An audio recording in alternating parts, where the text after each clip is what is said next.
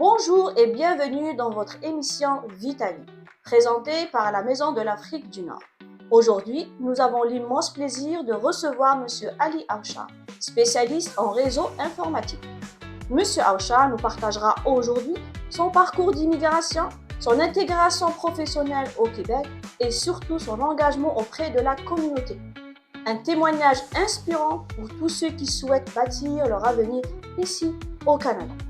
Ali, merci d'être avec nous. Pour commencer, parle-nous de toi et de ton parcours d'immigration au Canada. Bonjour, Ali Aoucha, spécialiste en réseau informatique. Donc, pour devenir spécialiste, ça prend beaucoup d'années de travail et d'efforts. On va revenir en arrière pour voir mon parcours depuis l'enfance. Donc, je viens d'Algérie, de la wilaya de Bouira, d'une ville qui s'appelle Béchloul, juste à côté de Tigjda, sur la route entre Bouira et Béjaïa.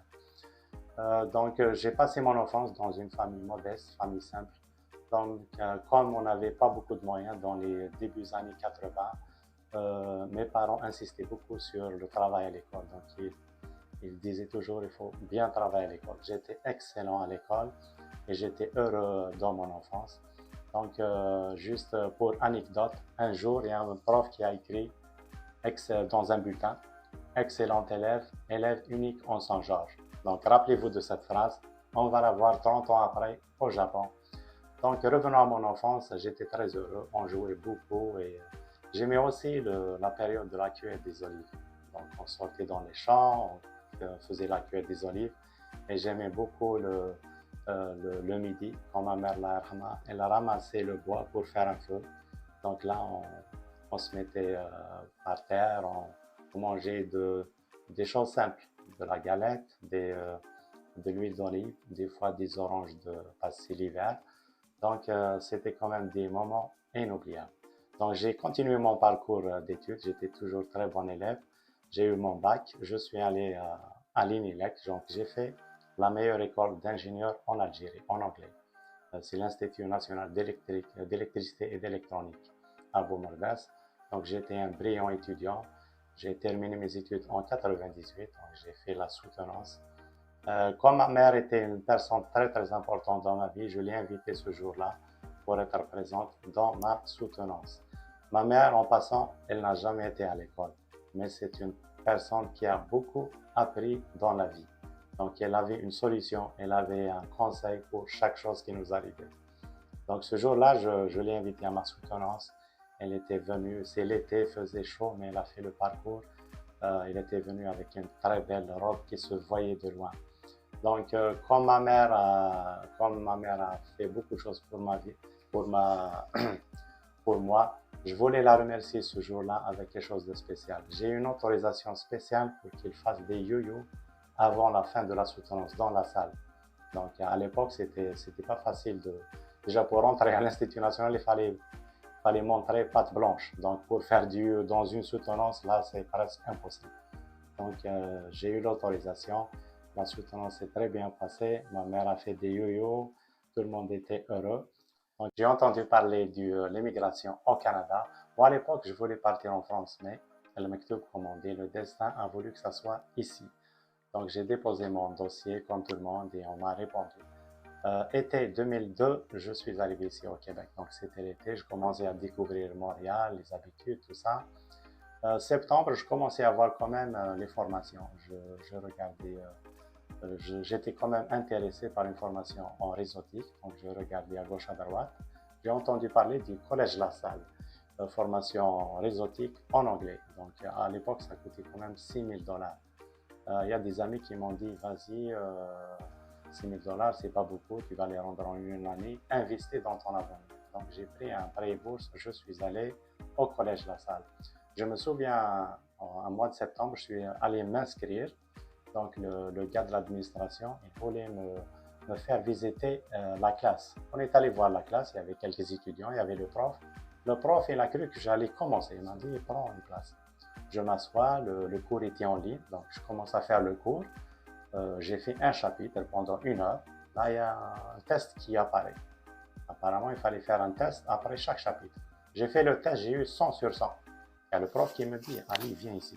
J'ai dit, qu'est-ce que j'ai fait? Il m'a dit, j'ai des étudiants ici qui traînent la patte depuis 2 semaines. Toi, tu arrives, tu t'assois sans surson. C'est quoi ton histoire? Ben, je lui ai raconté mon parcours d'ingénieur d'électronique. Là, il a compris que j'avais un bagage. Donc, j'ai continué ma formation de jour. J'ai fait une très bonne formation, une excellente formation.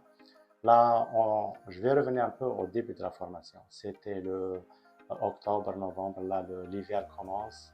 Donc, déjà, on est dans un nouveau pays. Il y a une formation accélérée. Il y a l'hiver qui arrive. Et en plus de tout ça, moi, je reçois une triste nouvelle le mois de novembre. J'ai perdu ma mère. Oui, ma mère, la personne la plus proche de moi, la plus importante dans ma vie, est partie ce mois-là. C'est très, très difficile. Donc, quand tu as autant de choses, autant de responsabilités, autant de problèmes, et tu perds ta mère.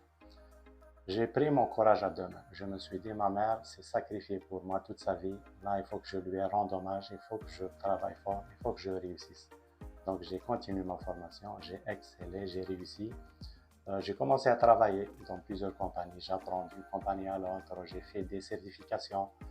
Comme on est ici au Canada et on a notre voisin en bas, les États-Unis, c'est là que la technologie a commencé. Donc, j'ai appris beaucoup des Américains. Je vais juste vous raconter une anecdote. Un jour, il y a un Américain qui m'appelle. Je travaille pour une compagnie qui produit des équipements informatiques en réseautique. Il y a un Américain qui m'appelle, il m'a dit, il y a une partie de l'équipement qui ne fonctionne pas bien. Je lui ai dit, non, il fonctionne comme ça, comme ça.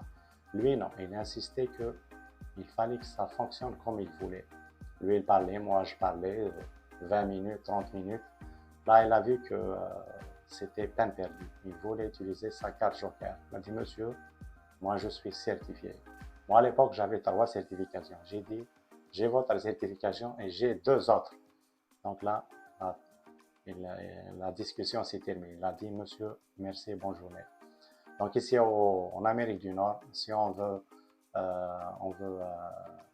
montrer le bon exemple, montrer la meilleure façon à quelqu'un, c'est de maîtriser ce qu'on fait. Donc mon technologie avec un Américain, je ne montre pas que je connais très bien mes choses, c'est sûr, c'est surtout aux États-Unis. C'est là que la source de la technologie, c'est ici. Donc, il n'y a pas un autre moyen de le convaincre que de maîtriser la technologie. Donc, j'ai continué à travailler, à faire des certifications dans mon domaine. Donc, j'ai atteint le niveau d'excellence. Donc, à un certain moment, je me suis dit, je suis excellent et après ça, c'est quoi? Je me suis dit, je vais aller voir ailleurs. Comment se font les choses? Comment travaillent les gens comme moi? J'ai pensé à 2 pays où l'ingénierie est très, très forte. Donc, j'ai pensé à l'Allemagne et au Japon. Une fois, je suis parti en Allemagne et l'autre fois, je suis parti au Japon. Donc, je suis allé voir comment ils travaillent, j'ai appris beaucoup d'eux. Donc, quand même, ils ont de très haut niveau là-bas et surtout au Japon. Ça m'a marqué. Moi, depuis que je suis revenu du Japon, j'utilise beaucoup leurs méthodes et sans connaître leurs méthodes maintenant à l'échelle mondiale. On parle de Kaizen, on parle de 5S, on parle de la méthode Toyota. Donc, c'est des méthodes quand même qui sont étudiées, qu'on enseigne à travers le monde. Vous vous rappelez, l'enfance, quand le prof a écrit « élève unique en son genre ». Là, on est en 2015 au Japon, 30 ans après. Donc, quand je suis parti au Japon, je parlais un peu japonais, je faisais des arts martiaux, je connaissais beaucoup de choses sur leur culture et ils ont vu que j'étais très sharp. Ils m'ont dit « t'es unique ». J'ai dit « attendez ». Quand j'étais petit, il y a un prof qui a écrit « élève unique en son genre ». Ils m'ont dit « oui, c'est exactement ça ». Donc c'est ça. En retour du Japon, j'ai continué dans mon domaine à exceller et à travailler fort. Moi, c'est quelqu'un qui travaille beaucoup d'heures. Je me lève à 5h30 du matin et je travaille jusqu'à 10h du soir. Je fais un peu de réseaux sociaux, peut-être une demi-heure à 1 heure, mais la plupart du mon temps, il y a du travail. J'ai aussi une vie normale comme tout le monde, mais je travaille fort. Je travaille beaucoup plus que n'importe quelle autre personne. C'est ça ce que ça prend pour exceller dans son domaine. Hey, bonjour, bienvenue chez Remax. Ali Aouchar, courtier immobilier chez Remax Royal Jordan. En tant que courtier immobilier professionnel, mon rôle est de vous accompagner dans un projet d'achat ou de vente d'une propriété. tout au long de la transaction, je vous informe, je vous conseille et surtout, je protège vos intérêts pour que vos objectifs immobiliers soient atteints. Vous avez un projet? Moi, je suis prêt. Appelez-moi. Vous voulez acheter ou vendre une propriété dans le Grand Montréal? Faites affaire avec Aouchar Remax. Vous cherchez un condo moderne, une maison familiale ou un multiplex à revenus? Nous sommes là pour vous accompagner dans votre transaction. Aouchar Remax, confiance et expérience pour un projet réussi. Comme vous avez vu dans la vidéo, donc j'offre aussi le service de courtier immobilier. Donc Ali Aouchar, courtier immobilier Remax chez Remax Royal Jordan. On accompagne les membres de la communauté dans leur projet d'achat ou de vente d'une maison ou d'un condo ici à Montréal ou dans les alentours. Donc, je vous informe, je vous conseille, je protège vos intérêts tout le temps. Donc, je vous promets un excellent service comme on le fait avec tout le monde. Donc, pour terminer, je dirais que malgré le niveau d'excellence que j'ai atteint, je reste une personne simple et modeste. Comme on dit, même si on a la tête dans les étoiles, il faut garder les pieds par terre. Pour les jeunes qui arrivent aujourd'hui au Canada, je voudrais leur dire qu'en arrivant, il faut se former et il faut travailler fort et vous allez finir par atteindre vos objectifs. Comme on dit en kabyle, Akni vroyer zefiev, la bout adialiwas. Quelle que soit la longueur de la nuit, le jour finit toujours par se lever. Je tiens à remercier la Maison de l'Afrique du Nord pour cette invitation et je vous souhaite un bon succès. Merci beaucoup Ali pour ce beau témoignage rempli de sincérité et d'inspiration. À travers ton parcours, tu nous rappelles qu'avec de la détermination, de l'écoute et une passion pour le service aux autres, il est possible de réussir et de faire une réelle différence. À nos auditeurs, n'oublie pas que nous pouvons visionner l'intégralité du témoignage de M. Ali Aouchar sur notre chaîne YouTube, la Maison de l'Afrique du Nord. Merci et à la prochaine.